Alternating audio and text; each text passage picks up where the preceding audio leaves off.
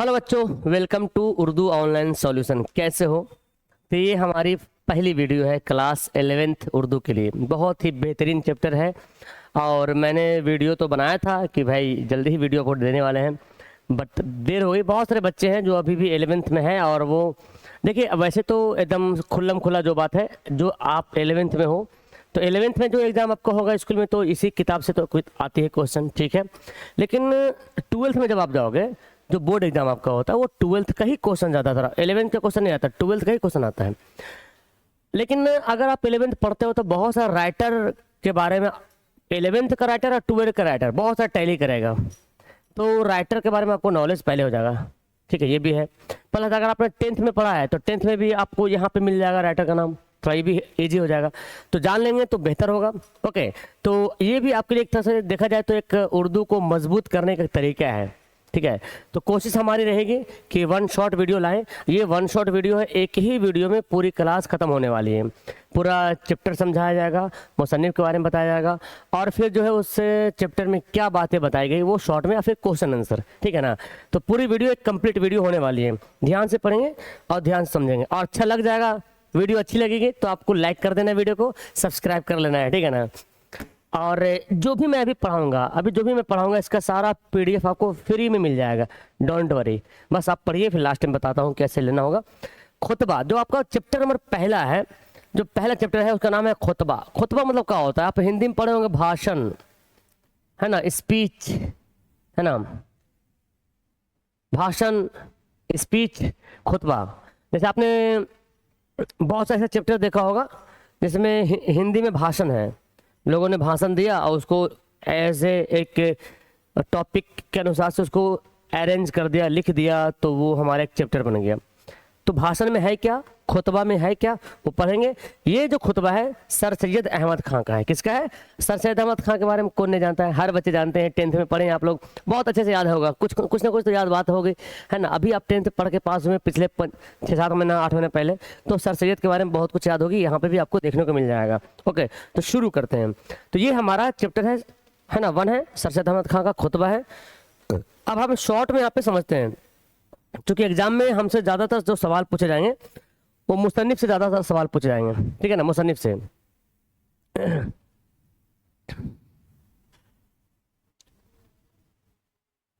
Okay, देखिए, तो जानते हैं जो सर सैयद अहमद खां थे, इनकी पैदाइश कब हुई थी? 17 अक्टूबर 1817 को इनकी पैदाइश हुई थी दिल्ली में। ये आपको याद कर लेना है कि सर सैयद अहमद खां जो है 17 अक्टूबर 1817 में दिल्ली में पैदा हुए थे, ठीक है। और उनके वालिद का नाम है मीर मुत्तकी। देखिए, कहीं कहीं पे मीर तकी लिखता है, कहीं पे मीर मुत्तकी लिखता है, बड़ा कंफ्यूजन है। 10th किताब में पढ़िएगा तो मीर तकी लिखा हुआ है, यहाँ पे मीर मुत्तकी है। तो आप जिस क्लास में है उसी के अकॉर्डिंग चलेंगे, ठीक है ना। तो मीर मुत्तकी इनके वालिद का नाम है, दादा का नाम सैयद हादी। क्या नाम था? सैयद हादी इनके दादा का नाम था। और वालिदा का नाम था अजीजुन्निसा बेगम। ये तो आपको याद होगा, 10th में आपने पढ़ा होगा। इनकी माँ का नाम अजीजुन्निसा बेगम, और अजीजुन्निसा बेगम की सरपरस्ती में इनकी तालीम हासिल हुई। तालीम और तरबियत जो है अजीजुन्निसा बेगम के ज़ेरे शाया में हुई। ये आपको पहले से भी पता होगा, पढ़े में होंगे, ठीक है ना। तो माँ से जो तालीम हासिल होती है बच्चों को, वो ज़्यादातर माँ की तरबियत ज़्यादा होती है।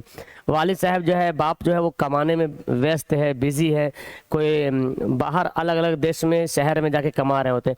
माँ जो है करीब में होती है। तो बचपन में जो बच्चों को जो तरबियत मिलता है ज़्यादातर माँओं से मिलती है।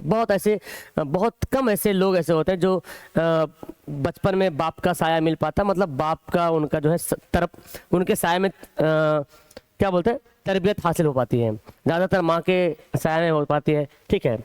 और इनके नाना का नाम था ख्वाजा फरीदुद्दीन। ये भी याद कर लेना है, ख्वाजा फरीदुद्दीन इनके नाना का नाम था। पूरा डिटेल्स दिया हुआ है। दादा का नाम क्या था?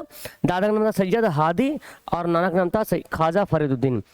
असातिज़ा, अगर इनके उस्ताद की बात करें तो मौलाना हमीदुद्दीन और दीगर असातिज़ा, अरबी, फारसी, तिब, रियाजी के अलग अलग जो है एक नाम दिया हुआ है कि मौलाना हमीदुद्दीन, ये इनके असातिज़ा का नाम है, एक उस्ताद का नाम है। इसके अलावा और भी अलग अलग अरबी, फारसी, तिब कहते हैं डॉक्टर को, डॉक्टर की जो पढ़ाई होती है तिब कहते हैं। तिब मतलब डॉक्टर होता है, ठीक है ना, तिब मतलब डॉक्टर, ठीक है ना। रियाजी मतलब हो गया, रियाजी हो गया मैथमेटिक्स को बोलते हैं, ठीक है ना।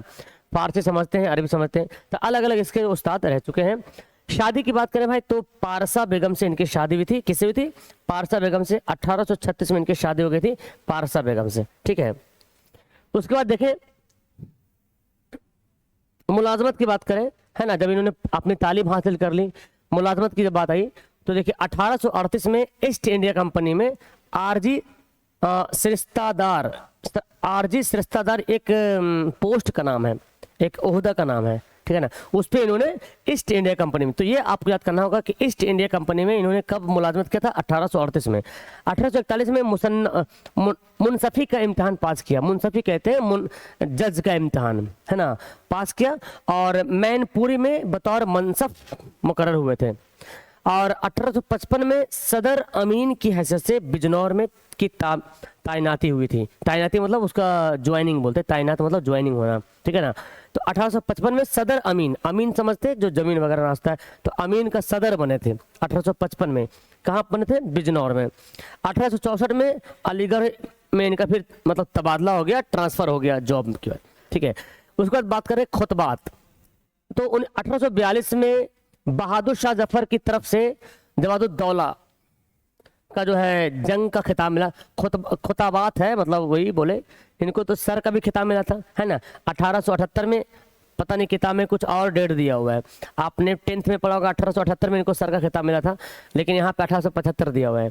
तो डेट पे मत जाइएगा, डेट आगे पीछे हो सकता है, बट आपको जो मेन सवाल जो पूछेगा ज़्यादातर कि जवादुद्दौला आरिफ जंग का खिताब किसको मिला? तो सर सैयद अहमद खान को मिला था। किसने दिया था? बहादुर शाह जफर। पता है बहादुर शाह जफर जो है मुगल सल्तनत का सबसे आखिरी बादशाह था, है ना, मुगल सल्तनत का, मुगलिया सल्तनत का सबसे आखिरी बादशाह था बहादुर शाह जफर, जिसको अंग्रेजों ने कैद करके रंगून भेज दिया था, है ना, और वही उनकी मौत हो गई थी। तो बहादुर शाह जफर ने इनको खिताब से नवाजा था, है ना, खिताब दिया था। क्या नाम था? जवादुद्दौला आरिफ जंग। याद करेंगे अंग्रेजी हुकूमत, हाँ अंग्रेज के दौर में, तो ये तो बादशाह ने दिया था, अंग्रेजी हुकूमत ने इनको सर का खिताब दिया था। और ऐसे तो आपको 1878 आता है, मिलता है किताब में 10th में, यहाँ पे अलग डेट दिया होगा, ठीक है।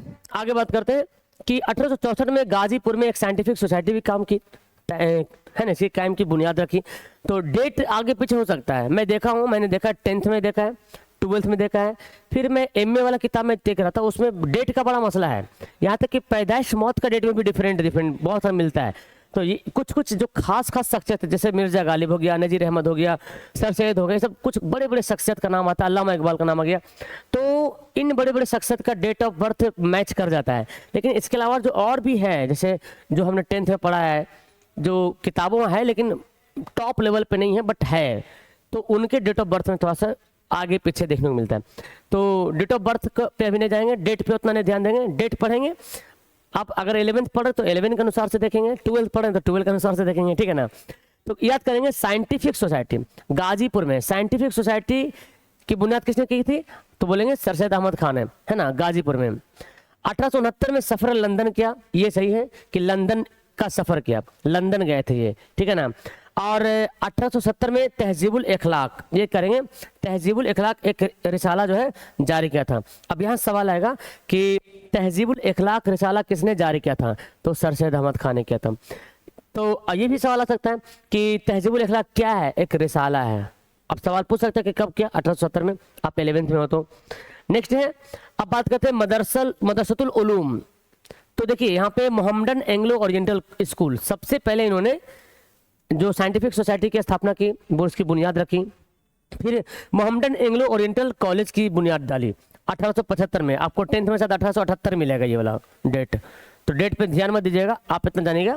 सबसे पहले जो मदरसा बनाया, कि स्कूल बनाया, नाम क्या था? Mohammedan Anglo oriental school. और यही स्कूल आगे जाके बन गया अलीगढ़ 1920 में। 1920 में यही इदारा क्या बन गया? अलीगढ़ मुस्लिम यूनिवर्सिटी, जिसको आज हम लोग AMU के नाम से जानते हैं, ठीक है। तो ऐसे ये तो बहुत इंपॉर्टेंट सवाल हो गया कि अलीगढ़ मुस्लिम यूनिवर्सिटी की बुनियाद किसने डाली? तो बोलेंगे सर सैयद अहमद खान है। डेट पूछेगा तो डेट बता सकते हैं। तो असल में इसकी बुनियाद डाली गई थी 1875 में, जो आपके 11 में दिया हुआ है। बट वो आगे बढ़ते बढ़ते बढ़ते एक कॉलेज था ना, ये पहले स्कूल था, स्कूल से कॉलेज बना, कॉलेज से यूनिवर्सिटी बन गया। तो यूनिवर्सिटी 1920 में ये यूनिवर्सिटी मतलब के नाम से जाने जाने लगा, ठीक है, अलीगढ़ मुस्लिम यूनिवर्सिटी। और इनकी वफात हो गई थी 1898 में, और यहीं अलीगढ़ में इनको मदफून किया गया। इनका मदफून कहाँ हुआ था? इनका मदफून हुआ था अलीगढ़ में ही, यही यूनिवर्सिटी में इनको दफन किया गया था। इनके मजार शरीफ कहाँ है? यही है।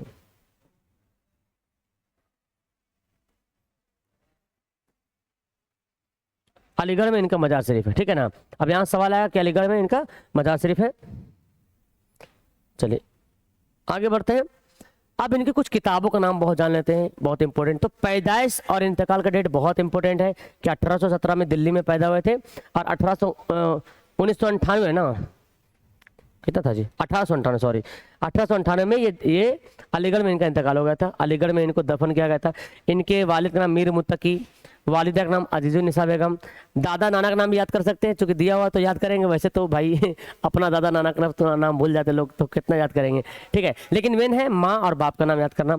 बाकी इन्होंने जो मुलाजमत की है कहाँ कहाँ, वो थोड़ा याद रखेंगे। इनकी कुछ अहम तसानीफ, कुछ अहम किताब, कुछ खास किताबों का नाम, किताबें तो बहुत सारे लिखे हैं इन्होंने, एक खास किताब का नाम जो आपने पढ़ा होगा, आसारुल सनादीद, है ना, असबाब बगावत हिंद, ये अपन 10th में पढ़ा होगा। और तहजीबुल इखलाक तो उनका रिसाला था। और क्या है, खुतबात अहमद, है ना, तफसीरुल कुरान, है ना, तबय्युनुल कलाम, ये सब इनकी किताब का नाम है, खास खास किताब का नाम है, ठीक है ना। इन किताबों का नाम आपको याद करना हो तो ये तो आपको याद है, आसारुल सनादिद, असबाब बगावत हिंद, ये भी याद करेंगे। खुतबात अहमद, तफसीरुल कुरान, है ना, खुतबात अहमद, तफसीरुल कुरान, तबय्युनुल कलाम। अच्छा एक चीज यहाँ पे आता है, उर्दू नसर का इन्हें बाबा आदम बोला जाता है, बाबा आदम बोला जाता है। उर्दू नसर का, उर्दू यहाँ पे नहीं दिया, मैं लिख देता हूँ, किताब में दिया हुआ है। उर्दू नसर का इन्हें बाबा आदम कहा जाता है। बाबा, किताब में इसलिए बाबा लिखा हुआ है, बाबा आदम कहा जाता है। मतलब इनको जो है ना उर्दू नसर, नसर तो समझते हैं, नसर नज़म गधांस पधान समझते हैं ना, प्रोज पोएट्री, यस। तो नसर वाला जो इसमें अफसाना है, दास्तान है, नॉवेल है, मजमून है, ये सब नसर वाला आता है। नज़म में नज़म, हमने गज़ल, रुबाई, क्या बोलते हैं, रुबाई हो गया, मसनवी है ना, मरसिया है, वगैरह वगैरह, ठीक है। तो उर्दू नसर का बाबा आदम किसको बोलते हैं? सर सैयद अहमद खान को बोला जाता है। क्लियर है? ये रहा सर सैयद अहमद खान के बारे में एकदम फुल डिटेल्स, और शॉर्ट में मैंने बताया है, ठीक है ना। किताब का जो इंपॉर्टेंट पॉइंट होता है उसको मैंने यहाँ पे लाके तज़किरा किया है, ठीक है। तो अब आपको सर सैयद अहमद खान के बारे में पूरी जानकारी हासिल हो गई है, देख सकते हैं यहाँ पे। तो आप इसको याद करेंगे। 1817 में दिल्ली में पैदा हुए थे। मीर मुत्तकी वालिद का नाम था, अजीजुन्निसा बेगम इनकी माँ का नाम था, और पारसा बेगम इनकी बीवी का नाम था। 36 में शादी हुई थी इनकी। ये कंपनी जहाँ जहाँ जॉब के थे वो याद करेंगे। सदर अमीन, ये सवाल पूछता है, सदर अमीन कहाँ बने थे? बिजनौर में क्या बने थे? सदर अमीन बने थे। अलीगढ़ में फिर तबादला इनका हुआ था। फिर बहादुर शाह जफर ने इनका जो दिया था, नाम याद करेंगे, जवादुद्दौला आरिफ जंग, है ना, जवादुद्दौला आरिफ जंग इनका खिताब था जो बहादुर शाह जफर ने दिया था। और अंग्रेजों ने जो दिया था खिताब, सर का खिताब दिया था, जिसको आज हम सर सैयद अहमद खान बोलते हैं। गाजीपुर में साइंटिफिक सोसाइटी कायम किया था। फिर लंदन भी गए थे, तहजीबुल इखलाक भी निकाला था अखबार। फिर मोहम्मदन एंग्लो ओरिएंटल कॉलेज को इन्होंने बनाया, वही कॉलेज 1920 में अलीगढ़ मुस्लिम यूनिवर्सिटी में तब्दील हो गया। और अंत में उनका खिदमात बहुत चलते रहा, है ना। 1898 में इनका जो इंतकाल हो गया अलीगढ़ में। तो इन्होंने खिदमात बहुत की, इसलिए इनको सर बोला गया है। एजुकेशन के लाइन में बहुत अच्छा काम किया इन्होंने, ठीक है। और असारुल सनादिद, असबाब बगावत हिंद, खुतबात अहमद, तफसीरुल कुरान, तबय्युनुल कलाम, है ना, उर्दू नसर का बाबा आदम। क्लियर है? समझ में आ गया? अब आगे क्वेश्चन पढ़ने से पहले मैं आपको समझाता हूँ यहाँ पे। इसमें जो खुतबम बताया गया, असल में खुतबम क्या है, बट वो सवाल नहीं पूछेगा, उसमें थोड़ा थोड़ा सवाल आ सकता है। खुतबा, ठीक है, ये जो खुतबा है, खुतबा में क्या बात बताई गई है? तो भाषण में सर सैयद अहमद खान क्या बोलते हैं? हिंदुस्तान में, जो हमारे भारत है ना, हिंदुस्तान में हिंदू और मुसलमान, है ना, हिंदू और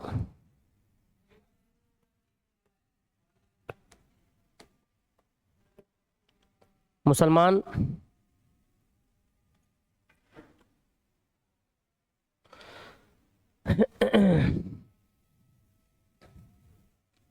कि एकता बोले, है ना, कि एकता, इत्तेहाद, है ना, इत्तेहाद की बात की है। तो हिंदू और मुसलमान की इत्तेहाद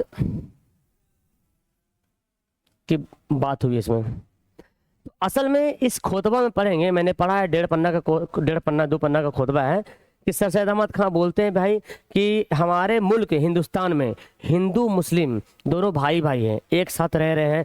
भले हिंदू का मज़हब अलग है, हिंदू का धर्म अलग है, मुसलमान का मज़हब अलग है, बस वो पूजा पाठ उनका क्रियाक्रम अलग है, बट इंसान वो भी है, इंसान हम भी हैं, हिंदू भी इंसान है, मुसलमान भी इंसान है। और ये बताए, मतलब उस ज़माने में जिस तरह से हिंदू मुसलमान के बीच में जो मोहब्बत थी ना, उसको बताया गया है। तो ये बताए हैं कि भाई आपके बीच में कुछ ऐसे भी लोग आएंगे जो तफरका पैदा करेंगे, हिंदू मुसलमान में बंटवारा पैदा कर देगा। अंग्रेज, चूंकि उस जमाने का अंग्रेज का जमाना था, है ना, 1898 में इनका इंतकाल हुआ, तो समझ रहे, अंग्रेज तो भाई चरम सीमा पे था उस समय। तो अंग्रेज जो है हिंदू मुसलमान को बांटने की कोशिश कर रहा था। वही तो आपने पढ़ा होगा, फुट डालो और शासन करो, अंग्रेजों का ही रूल था, है ना, फुट डालो और शासन करो। तो फुट किस में डाल रहा था? हिंदू मुसलमान में, धर्म के नाम पे फुट डाल रहा था, मजहब के नाम पे नफरत फैलाया जा रहा था। तो इसी वजह से इन्होंने जब भाषण देने की बात आई कहीं मजलिस में, भीड़ में, तो हिंदू मुसलमानों को संबोधित किया, उनको खिताब किया, भाई देखो कि हमारे मुल्क में जैसे मान लें कि जन्नत के 2 फूल हैं, वैसे हमारे मुल्क के 2 फूल हैं जो खिल रहे हैं, हिंदू और मुसलमान दोनों आपस में भाई भाई है। और जहाँ तफरका पैदा होगा तो यहाँ पे तीसरा जो है फायदा उठा के चले जाएगा, जो अंग्रेज यहाँ पे फायदा उठा के गया है, ठीक है। और आज तक वो, मतलब वो जो अंग्रेजों ने जो काम किया है आज तक वो देखने को मिल रहा है, वो नतीजा जो आज तक देखने को मिल रहा है। आप फील कर सकते हैं हमारे हिंदुस्तान में क्या क्या हो रहा है। तो सर सैयद अहमद खान ने जो खुतबा दिया था बहुत बेहतरीन खुतबा रहा है। वो समझिए कि हिंदू मुसलमान को एक करने का खुतबा दिया है। गंगा जमुना जो तहजीब है ना, उसको एक करने की बात की गई कि हमारा हिंदुस्तान गंगा जमुना की तहजीब है। यहाँ पे हिंदू पूजा भी करते हैं, मुसलमान नमाज भी पढ़ते हैं, है ना। और कुछ कुछ लोग के बारे में बस बताया गया है कि भाई बीच में कोई दूसरा लोग आएगा, आपको तफरका पैदा करेगा, लेकिन तुम भटकना मत, तुम इत्तेहाद के साथ रहना, एकता यूनिटी के साथ रहना, है ना। कोई तुम्हें बांटने की कोशिश करेगा। तो असल में उस जमाने में अंग्रेज ये काम कर रहे थे। अंग्रेज के बारे में बोला जा रहा था कि भाई कि ये जो लोग हैं ना वो आएंगे और आपको बांटेंगे।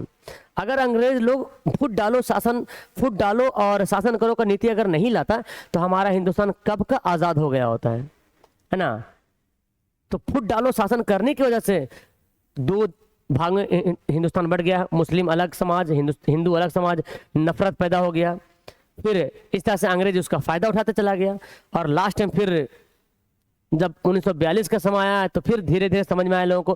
फिर हमारे हिंदुस्तान के और जो नेता लोग थे, है ना, उन लोगों ने समझाया बुझाया, हिंदू मुसलमान को एक किया, जैसे महात्मा गांधी का नाम आता और भी, है ना। फिर हमारा देश आज़ाद हुआ।